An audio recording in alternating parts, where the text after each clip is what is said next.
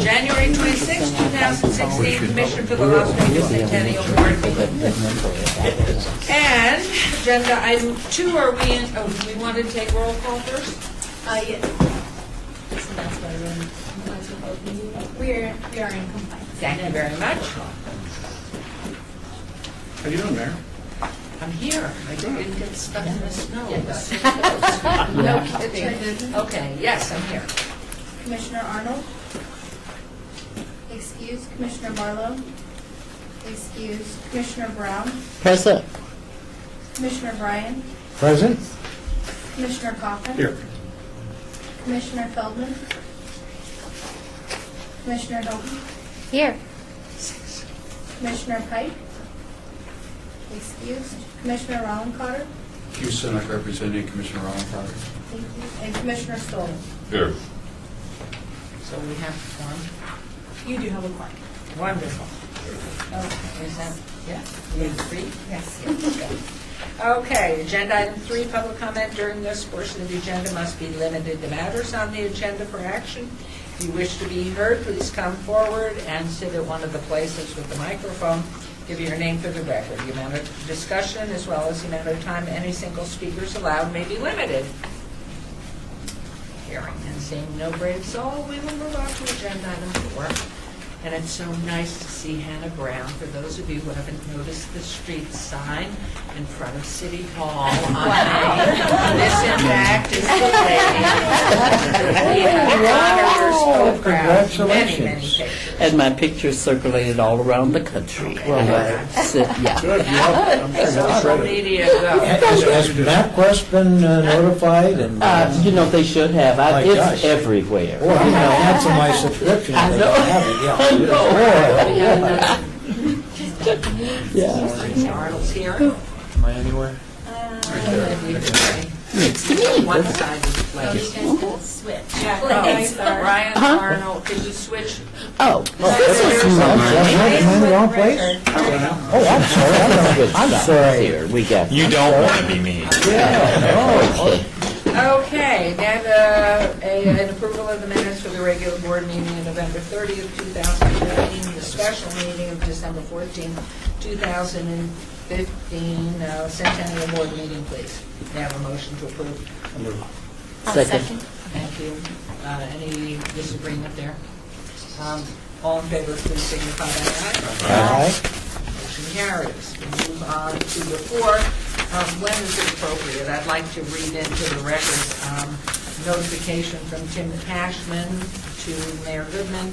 After thoughtful consideration, I'd like to inform you of my resignation from the Las Vegas Centennial Commission over the past 12 years. I believe the commission has served the Las Vegas community well, commemorating 100 years of the city of Las Vegas and celebrating our rich history. It's been a pleasure to serve with my fellow commissioners over this period. I appreciate the help of Esther, Karen, and the rest of the city staff to reach our objectives. I wish everyone the greatest success in the future. If I can be of ad hoc assistance, please don't hesitate to ask. Sincerely, Tim Cashman, with CC to Esther, and I will go to you.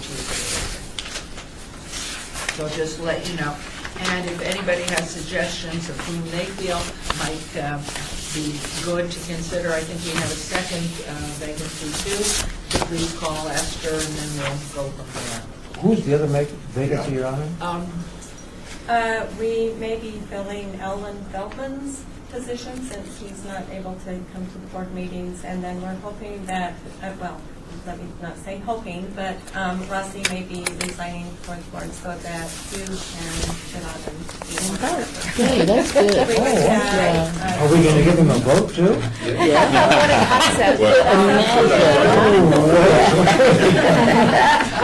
not prepared to take action on that today.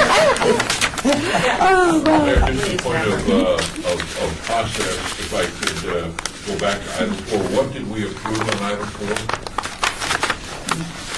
We approved the November 30th and the special meeting of December 14th minutes. Yeah. Thank you. Thank you. Okay, so now we are back, and I think I saw We have a report by Joe Williams, City of Las Vegas Finance Department regarding the Commissioner of the Las Vegas Centennial budget for the fiscal year 2015-2016. Mayor, Commissioners, Joe Williams, City of Las Vegas Finance. For the 6 months ending December 30th, 2015, we received $1,015,000 in plate revenues. And that broke down for the first quarter was $515,000, and for the second quarter it was $499,000. We are up $19,000 over the same period for last year. Oh, I thought that was quite interesting. That is good. Yeah. We have approved, for our budget for the year, we've approved so far $1,996,000 in budgeted items. We have spent for the first 6 months of the year only $387,000. The major ones was the RDA Historical West Side Plan, $70,000. City of Las Vegas HPC, $140,000, and Las Vegas Natural History Museum, which was $65,000. So that's $275,000 of the $387,000. So where are these numbers? Are these on our sheet here? Yes, sir. Okay. Yes, sir. But you didn't put the PBR in here. Well, I got the Eldorado Rodeo, $300,000 that we're going to give to them. Okay. It was out, and I added it in after the last meeting. And I thought it was $300,000. Was it any more? Or was it? No, it's No. 300. Do we have any additional copies? Yeah, Esther. Here, we can. Here's one. Take one right here. Here's one right here. Is there one under your paper, Bob? No?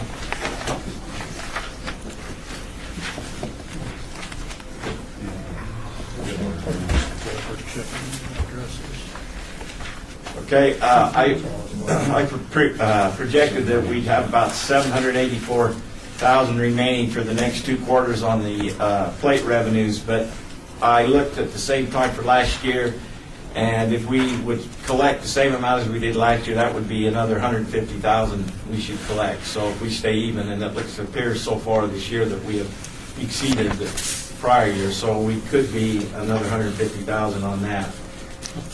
We have a remaining budget to spend $1,600,000, which would leave a available fund balance of $1.8 million, and if you add up $150,000 extra that we could get, would put us up to about $2.5 million. So our ending fund balance estimated now is going to be pretty close to the same fund balance that we ended 2015 with. So we're looking real good.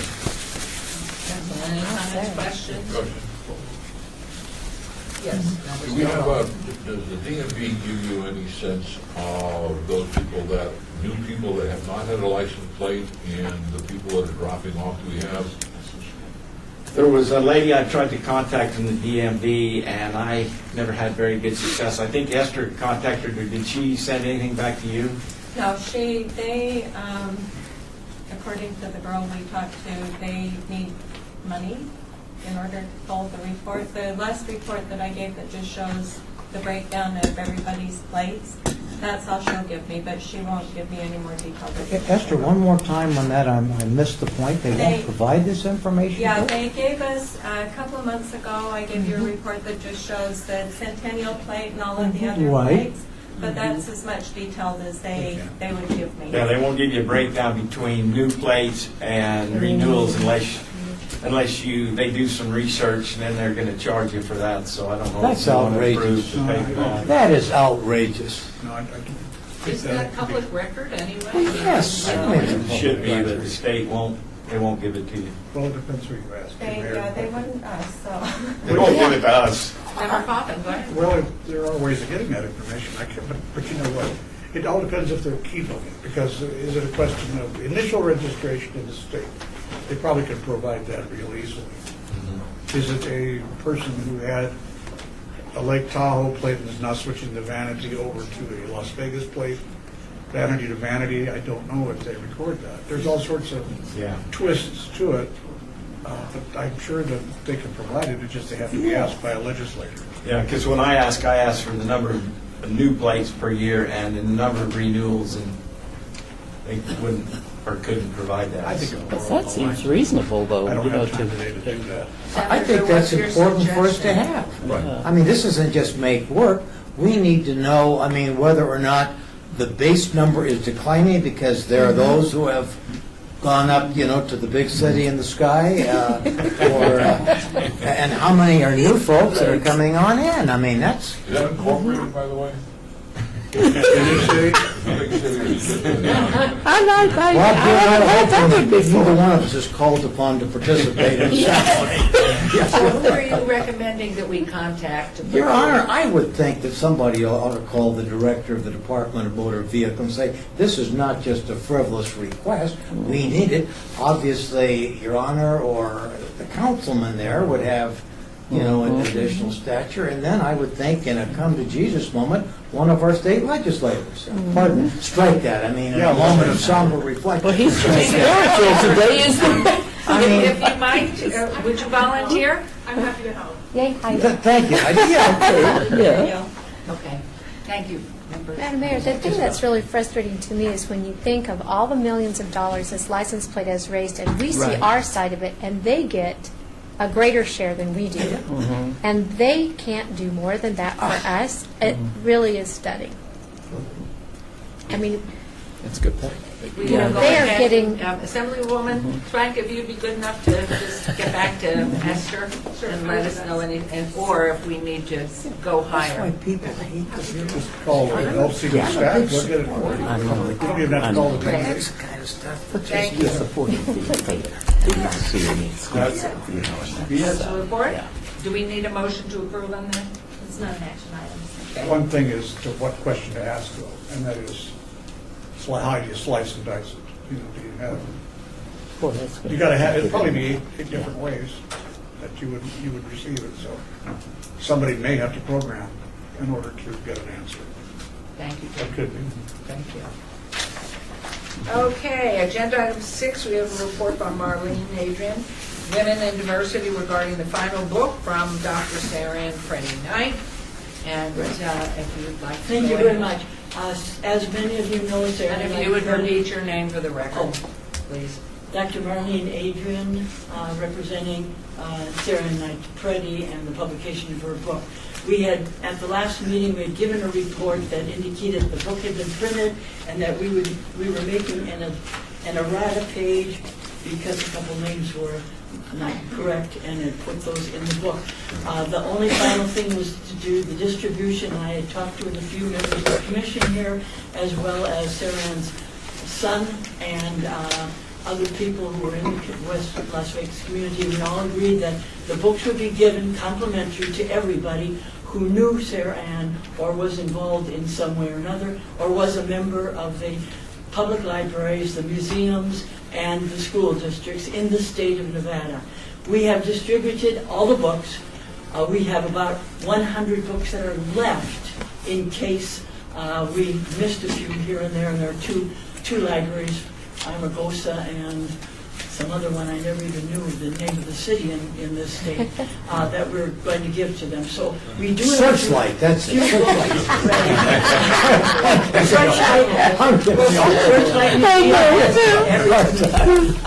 And so we did give these books when Cynthia Cicero gave her report to every commissioner. And if some commissioner didn't get one, please let me know.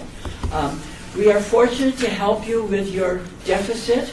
It's not very much, but we are returning the funds of $4,725.81 back because the printing was a little bit less than expected. A few other things that happened. And we were just great organizers, that's all. Thank you, Mark. Yeah. Now, the second one, we did give a final report for the $6,000 received to produce the Nevada Women's Legacy 150 Years of Excellence. And so I never was able to give the books to the commission, so I have books for 12 books here I have. So I will give them all here before I leave. But any questions you might have, I'd be glad to answer any questions in any fashion, whatever.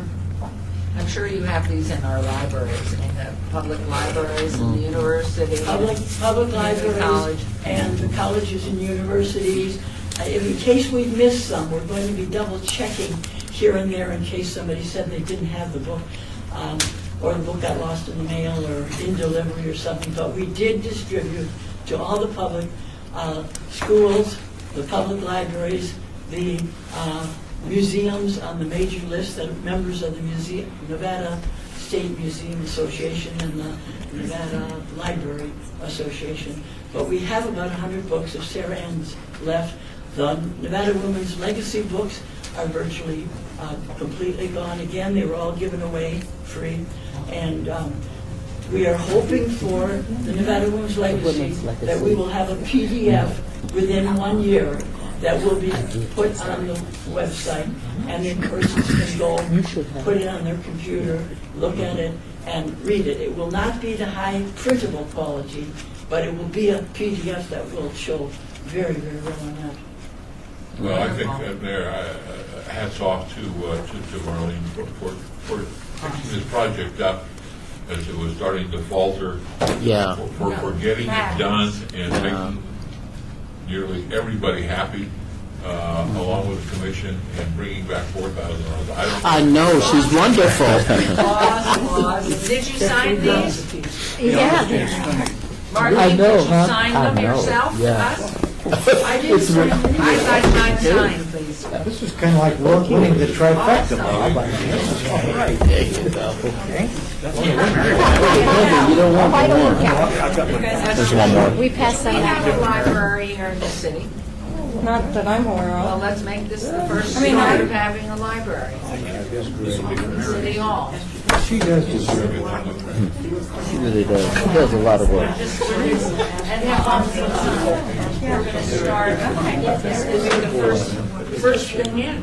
Isn't it? This is great. We don't know. Yeah, I've been sitting down great. doing If I could that add some- research. Everybody. Yes, If I could add something. You know, the funny thing is about these kinds of books, they're also called mug books in the trade, and that is that these frequently are your only surviving history.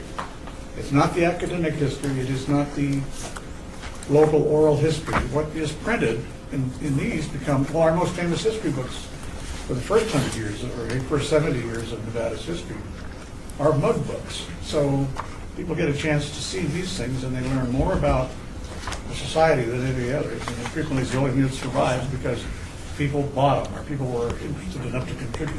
It'll miss somebody, but it's, so an academic might scoff and say it's just not history if it didn't have really research done to find out everybody.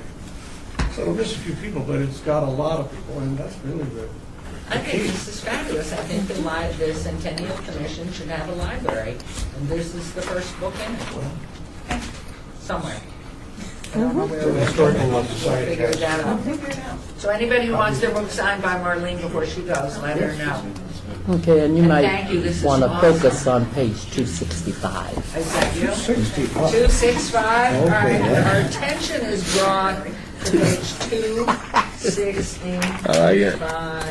Yeah, that's so cool. Whoa, is this Oh, my Oh, gosh. my, huh? Hey, That's you. I know. Oh, wow. Age and all. Look at that. With Ruthie and, I know, huh? Bonnie Yeah. was first lady. No.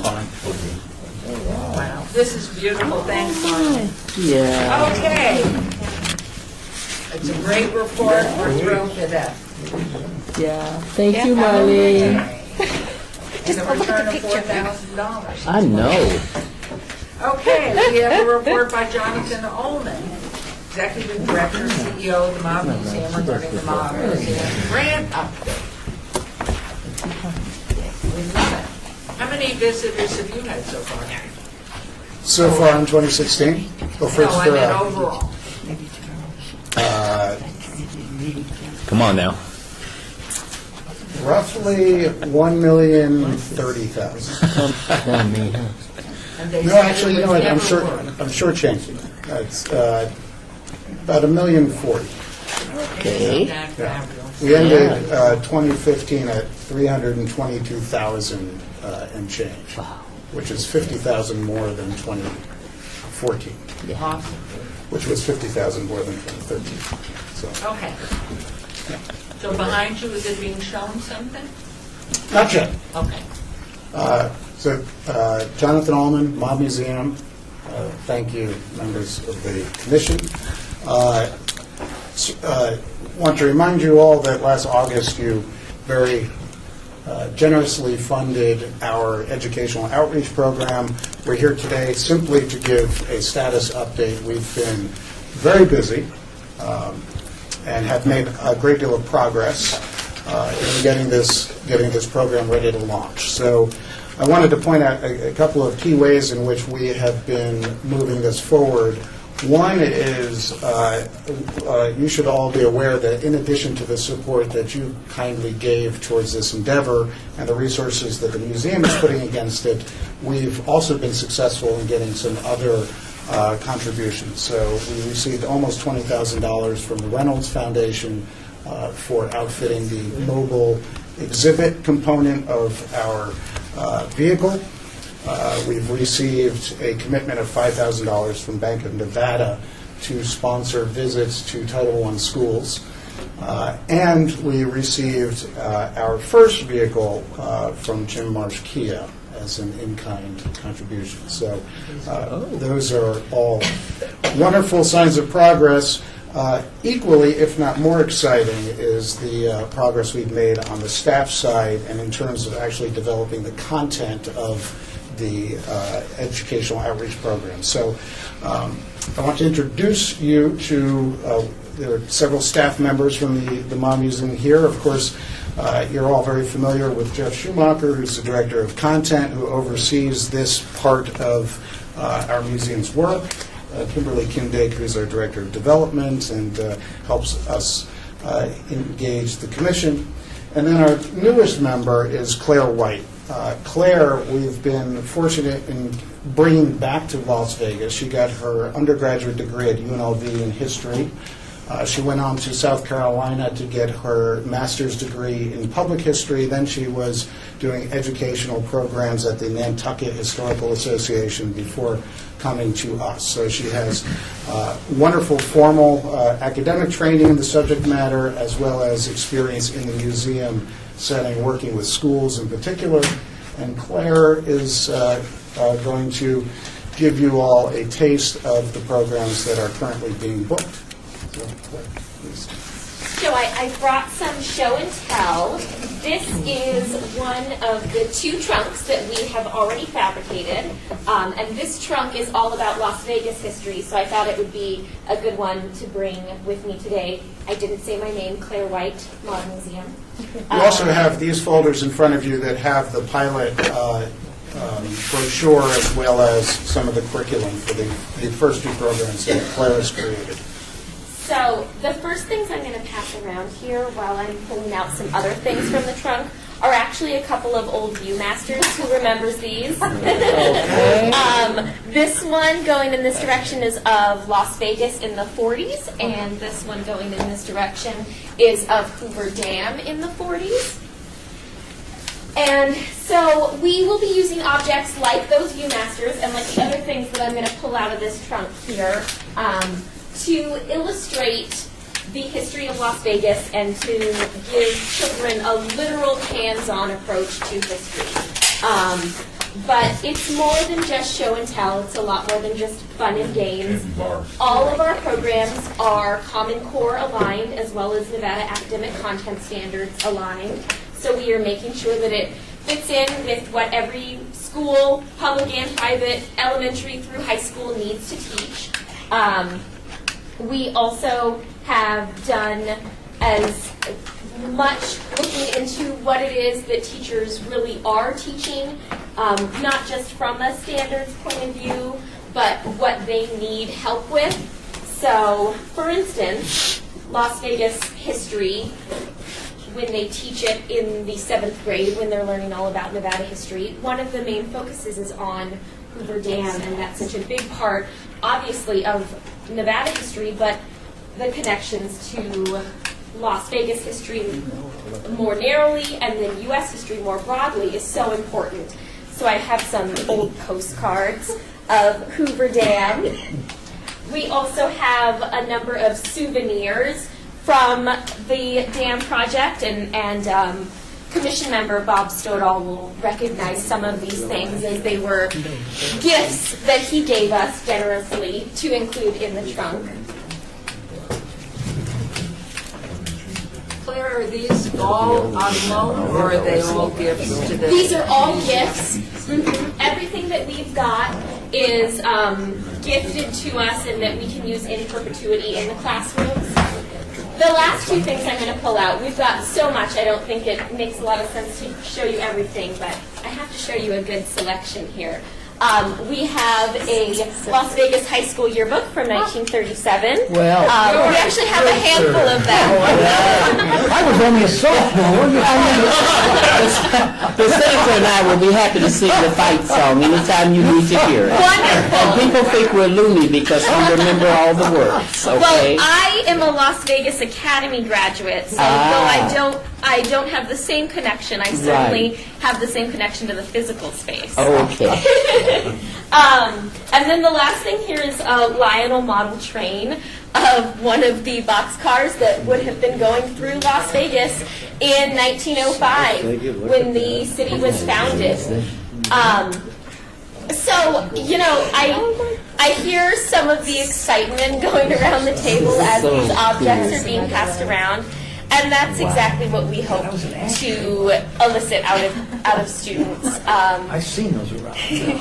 You know, give them something that they need to learn, that they should learn, that is standards-based, but still fun, and something that they're not going to necessarily get to experience otherwise. And it's so important to us that we create a program that really mirrors the experience that you would have when you're at a museum, the really interactive, object-based, sort of visceral experience that museums are, but be able to take it out into the classroom. We are just getting ready to begin our pilot presentations. I went to one school in December as sort of a pre-pilot, and then starting next week, we have visits scheduled at the Andre Agassi Boys and Girls Club, at Bishop Gorman. There's a number of other schools that just have to pick dates on the calendar, Western High, Antonella Elementary, schools all over the valley. We're definitely focusing on the downtown area, but we're trying to reach kids throughout Clark County. Yeah, that was before. I have a question, if I might. Yes, for please. Member Stoddall. What was the year that Boulder Dam became Hoover Dam? Well, twice. First in 1933, when Hoover was elected, they changed the name from Boulder to Hoover. Right. And then, excuse me. Hoover was elected in 28, yeah. 28, And yeah. then when Roosevelt came in, they changed it back to Boulder. And then in 1947, Congress and President Truman changed it back to Hoover Dam. 47. 47. Okay. The event that occurred is the Republicans took control of the Congress. Oh, that was it. But Truman was excited to sign it as well. Truman was a fan of Hoover and appointed him to a commission on the reorganization of the federal government called the Hoover Commission.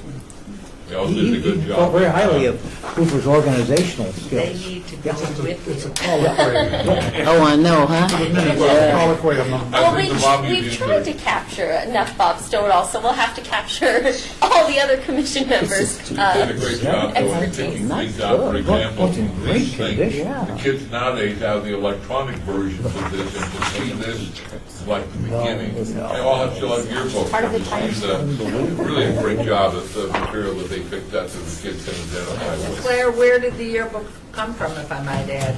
Actually, both of the yearbooks were gifts of Bob. So how did you get Here's the these? alma mater. I know, that's what I was Collecting saying. it We for a don't long even time. remember it anymore. Just this book. Yes. And this is Yeah, the just from the earliest of the outside, ones yeah. you have? I'm 22, 1922. Yes.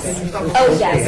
I definitely utilized that as one of my resources. Yes. That's J.D. Smith. So I think that Yes. they were seniors, probably 15 or 20. Isn't that fabulous? Mayor, if I may, Please continue. I just want to also point out, in addition to all the wonderful objects, Claire has done a magnificent job in creating the curriculum. There are examples in the folder, but you can see in these packets all of the content standards that the lessons apply to. There are examples of original source documents that the students can look at. There are wonderful rubrics in these lesson plans for the teachers to evaluate the work of the students. So it's really a very comprehensive program. Wonderful. What are the plans for the future? You said, Claire, 7th grade, you're doing 7th grade now? So for right now, we're doing grades 4 through 12. At the elementary level, we have just Las Vegas history resources, and then for middle and high school, we have Las Vegas as well as U.S. history. So right now, our pilot presentations on U.S. history all focus on Prohibition. But going forward, we want to continue to build upon other content that we have, you know, a little bit of expertise on at the museum. So not only organized crime, but other components of constitutional law. We want to move into having some forensic science lessons, things on immigration, all of those, you know, facts and pieces of the story that are told in the modern museum, and isolate them out and be able to give lessons on You all of are them. a department of how many? How many?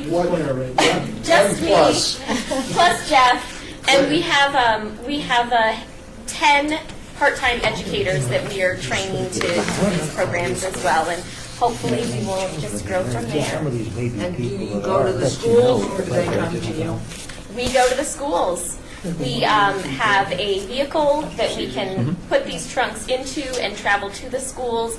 The whole idea is that it's so difficult for schools to fund a bus, to come out, to find time in their busy schedules. So if we can take away all of that logistics and still provide them with essentially a very comparable, if not exactly comparable experience, that we are making it so much easier for them and easier for us to introduce our content to schools.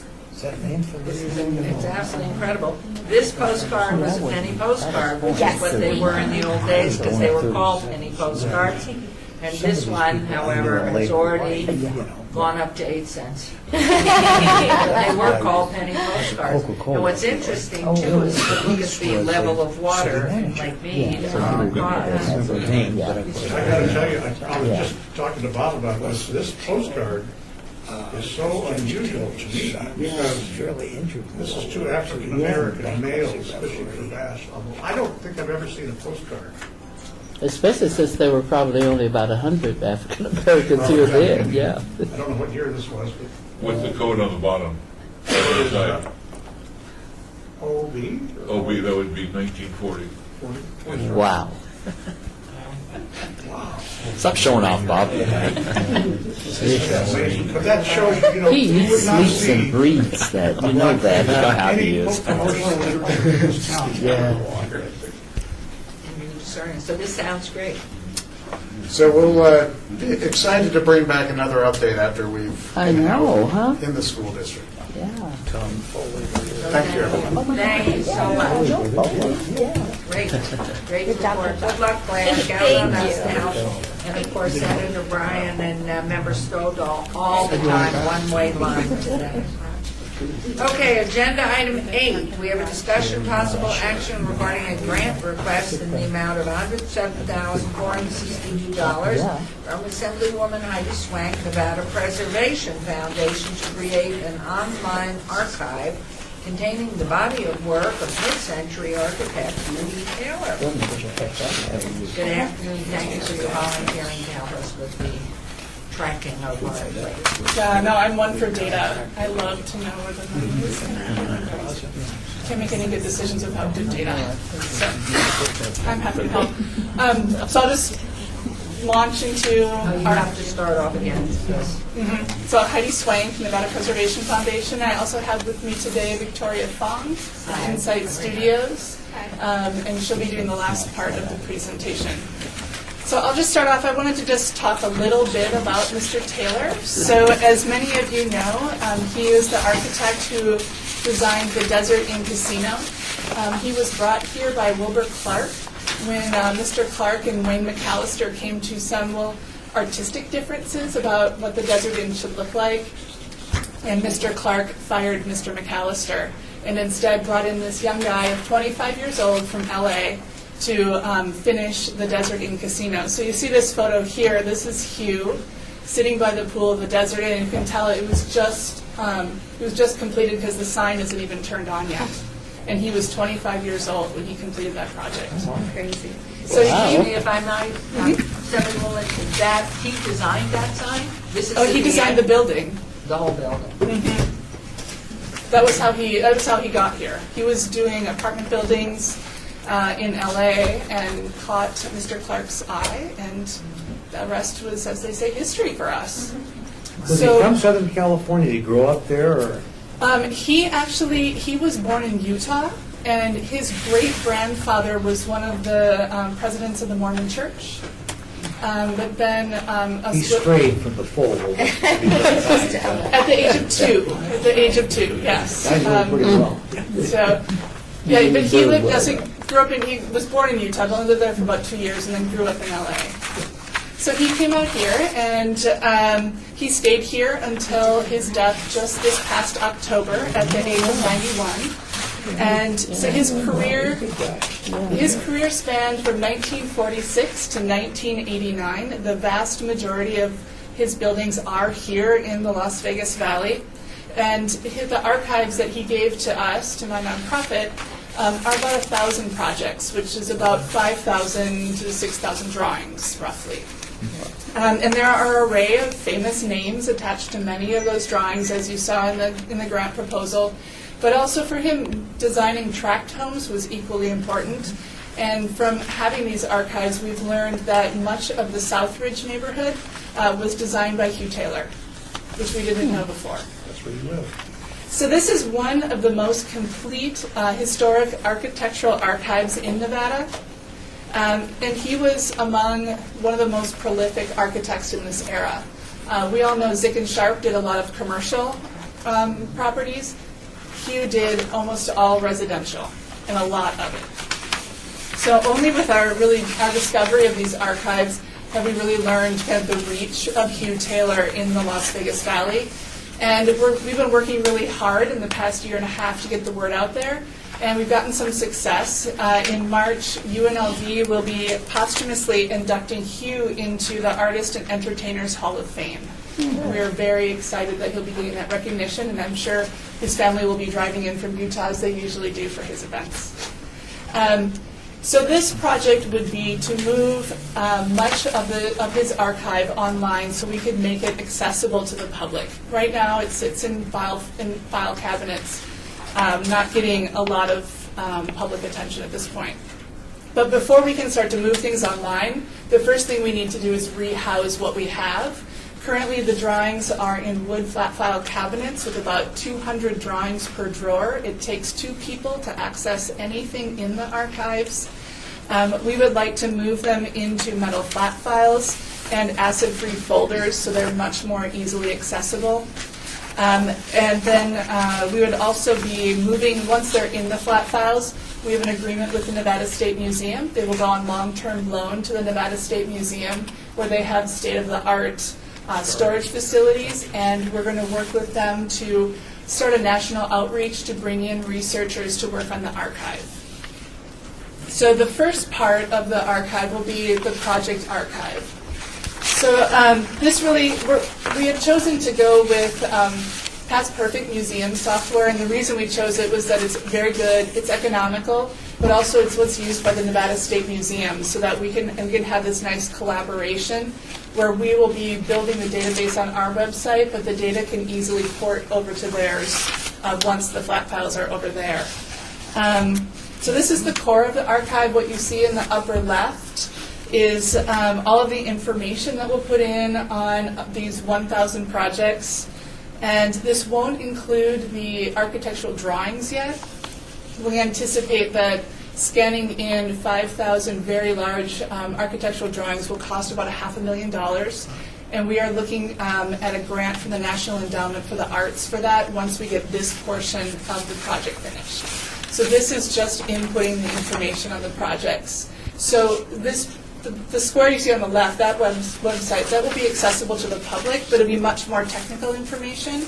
It will allow us, though, to build on the front end for folks who aren't wanting to delve into that much information, to do exhibits, as you see here for the Alamo Plaza history. This is an exhibit that's built on Past Perfect Museum software. So we'll be able to do that on our website and give people a chance to kind of look at a lot of the stuff that's in the archives. So this is easily searchable, and again, we'll be able to have these very nice websites for folks who don't want to dig into the archive themselves. Now the second part of the archive will be what we call the artifact archive. So when Hugh gave us his drawings, he gave us everything. He gave us his architect stamp, we have his license, we have renderings, we have a lot of correspondence between him and his clients. And these pieces will go into the artifact archive. And here you can see one of the renderings in the lower right that came with the collection. These will have photos on them because it's a smaller amount, and we can just take photos and upload them into this software. This is great. And it will be searchable. We can pull this into those online exhibits, and we'll be able to link this piece in the artifact archive back to the main project, those drawings in the artifact archive. So, for instance, there's a project where he designed a Masonic temple, and we have a lot of correspondence. So all of those pieces of correspondence can be linked back to those original drawings, too, in the archive. Now, the third part of it is the oral history. So this, again, will be in Past Perfect software. And so in January of 2014,